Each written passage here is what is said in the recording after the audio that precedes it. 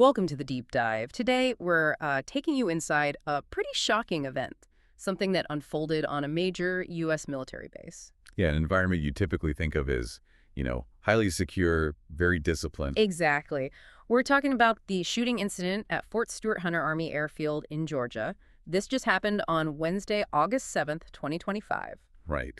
And our mission here really is to unpack all the key details from the source material you shared. We're going to look at what happened, the timeline, the context of Fort Stewart itself. And everything we know so far about the suspect involved. Exactly. So by the end of this deep dive, you, our listener, should have a much clearer picture of this whole complex incident. We want to get you beyond just the headlines. Understand the nuances, maybe some of the broader implications. It's about giving you that shortcut to being really well informed on this. Okay, so let's dive in. What actually happened on Wednesday? Well, the core event is that a U.S. Army sergeant opened fire there at Fort Stewart. He injured 5 fellow soldiers. 5 soldiers. And what's their condition now? The initial reports, and this is good news, relatively speaking, say all 5 are in stable condition. They're expected to recover. That's definitely a relief. Yeah. Though 3 of them did need surgery that day, and 2 were later moved to Memorial Hospital in Savannah for, more specialized care. Got it. And the response on the base, how quickly did things happen? It seems remarkably fast, Ashley. Yeah. Law enforcement responded to reports of a possible shooting. This was in the area of the 2nd Armored Brigade combat team at 10:56 a.m. local time. Okay, 10:56 a.m. Then just 8 minutes later, 11:04 a.m., the entire base was put on lockdown. Wow, 8 minutes. Yeah. And what's really striking, the suspected gunman was caught only 39 minutes after those first shots were fired. Yeah. So 11:35 a.m. 39 minutes. That's incredibly quick resolution in that kind of situation. It really is. And the lockdown itself was lifted not long after 12:10 p.m. How did the attack actually stop? Well, this is another key point, apparently. Other soldiers who were there managed to tackle and subdue the attacker. Heroic actions, really. Absolutely. It really highlights the bravery of the people right there on the scene. Mm-hmm. You have to wonder about the training, the protocols on a base like that, contributing to such a swift end, maybe more so than, say, a civilian setting. It's possible. Okay. So to really get the context here, we need to understand Fort Stewart itself. It's not just any base, right? Not at all. Fort Stewart is huge. It's actually the largest U.S. Army base east of the Mississippi River. Largest east of the Mississippi. Located down in Hinesville, Georgia. That's about 40 miles, 64 kilometers or so, southwest of Savannah. And the population, what are we talking about in terms of people? It's massive. Think around 21,200 full-time soldiers, plus another 4,350 civilian and contractor staff. Wow. And get this, over 19,000 military retirees also in the area connected to the base. It's practically a small city, like you said earlier. It really is. And the shooting happened specifically within one unit's area. Yes, in the area of the 2nd Armored Brigade combat team. That specific unit, the 2nd ABCT, has roughly 4,000 soldiers. And they're equipped with heavy stuff. Tanks. Oh, yeah.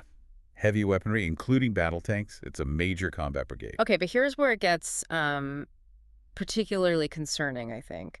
This specific brigade, the 2nd ABCT, they've had a really tough year already, haven't they? Tragically, yes. That's a really important layer to this. They've suffered multiple fatal incidents just this year. Can you remind us what happened? Sure. Back in January, 2 soldiers from this same brigade died in a training accident near the base. Their vehicle overturned into standing water. Oh, man. And then in late March, it was even worse. 4 more soldiers from the 2nd ABCT were killed in Lithuania. Lithuania? Their armored recovery vehicle sank into a bog during training, and it took nearly a week to recover their remains. Just awful. That's just a devastating sequence of events for one unit. January, then March, now this shooting. Exactly. That makes you wonder about the cumulative stress, the psychological state within that specific brigade. Right. Could that kind of repeated trauma, even though the incidents are separate, could it, I don't know, create a more volatile environment somehow? Affect morale or camaraderie? It's certainly a valid question. Yeah. I mean, that kind of repeated exposure to loss, to tragic accidents, it would weigh heavily on any group. It definitely puts immense psychological strain on people. Yeah. It can, potentially erode trust, heighten anxiety, impact unit cohesion. Units build resilience, of course. But there's always a limit. It raises questions about support systems, doesn't it? Like, is there enough mental health screening, continuous support, especially for units hit like this? Absolutely crucial questions. Which brings us to the individual at the center of this shooting. Brigadier General John Lubis identified him. Right, the suspected gunman. It's Quornelius Radford, 28 years old, a U.S. Army sergeant. And assigned to that same unit, the 2nd Brigade Combat Team. Yeah, the very one we've been discussing. He joined the Army back in 2018, born in Jacksonville, Florida. And his job, what did he do? His role involved handling supplies, warehouse operations. Importantly, the sources say he was never actually deployed to a combat zone. Okay, so not a combat veteran in that sense. And the weapon. It wasn't a military weapon, it was his personal handgun, a 9mm. Yeah. He apparently bought it in Florida back in May. Purchased in May. Okay. Yeah. What about what led up to it? Any warning signs? Well, reports suggest Radford got into some kind of disagreement with one of the victims the day before the shooting. A prior dispute. Yeah, and then on Wednesday morning, he showed up at the base with that handgun. The reports indicate he followed one specific victim to a maintenance area, shot him in the chest, And then turned the gun on others. and then opened fire on 4 other soldiers. Just terrible. So what are officials saying about the motive? Why did this happen? That's the big question, isn't it? General Lubis stated quite clearly that the motive remains unclear at this point. Unclear motive. Okay. He also mentioned Radford had no known behavioral issues in his military record, which sounds straightforward, but That's then... for contradiction. Well, yeah.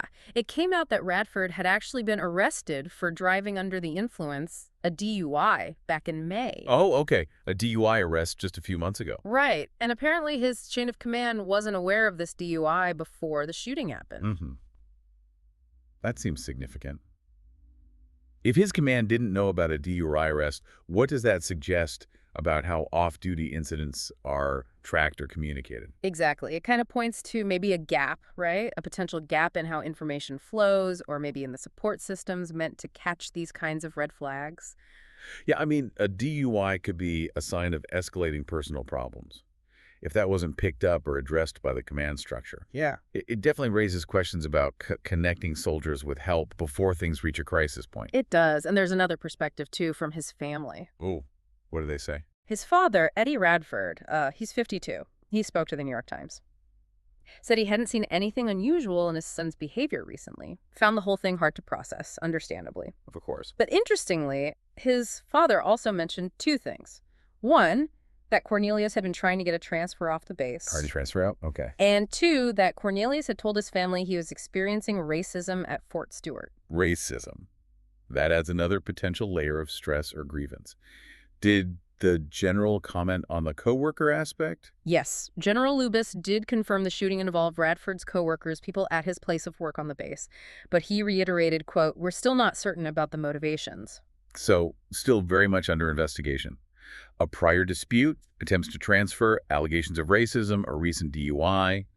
Lots of potential factors, but no confirmed motive yet. Right.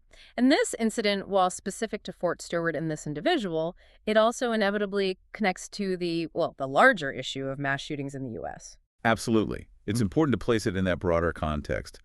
The Gun Violence Archive, that nonprofit group, they have a specific definition. Yeah. What is it again? They define a mass shooting as an incident where 4 or more people are injured or killed, not including the attacker. 4 or more injured or killed. Okay. So using that definition, where are we this year? As of August 7th, the day of the Fort Stewart shooting, What are the numbers? there have been 262 mass shootings in the U.S. so far in 2025. 262. That sounds like a lot. It is. And that's spread across 42 different states, plus Washington, D.C., all within just 218 days of the year. Wow. But wait, you mentioned something notable about that number. Yes, and this is quite interesting. While 262 is undeniably high, it actually represents a decline compared to where things stood at the same point in recent previous years. A decline, really. Compared to what? Yeah. If you look at the total numbers from the Gun Violence Archive for recent full years, 2021 saw 689 mass shootings. 2022 had 644, 2023 had 659, and last year, 2024, had 503. Okay, so the pace this year, 262 by early August, seems lower than the pace that led to those higher annual totals. Exactly. It's a data point that kind of challenges the narrative of constant escalation. It makes you wonder, is this just a fluctuation, or could it be an early sign that maybe some preventative measures or community efforts or even just changes in reporting are starting to make a dent. That's a fascinating point. It's still an alarming number, 262, but the trend comparison is definitely something to keep an eye on. For sure. It requires more observation, but it's a notable statistic in the current landscape. Okay, so let's just quickly recap what we've covered in this deep dive. We've really dug into the specifics of the Fort Stewart shooting itself, what happened when, the quick response. Right, and we looked at the context of the base, its huge size, the specific brigade involved, and importantly, that recent tragic history that brigade has endured this year. We also examined everything currently known about the suspect, Quornelius Radford, his background, the weapon, the reported dispute, the DOI, his family's perspective, and the still unclear motive. And finally, we connected it to that broader, sobering picture of mass shootings in the U.S., noting that current trend, interestingly, shows a decline compared to recent years at this point. So hopefully you, listening, now have a much more comprehensive understanding of this really critical event. You get the specifics, the context, going way beyond just the headlines. Absolutely. And it leaves us with a final thought, something for you to mull over.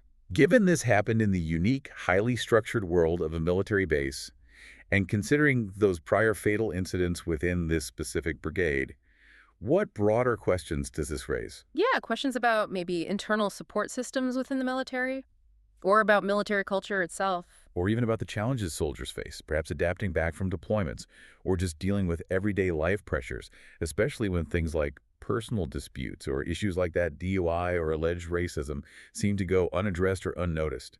What does it all mean?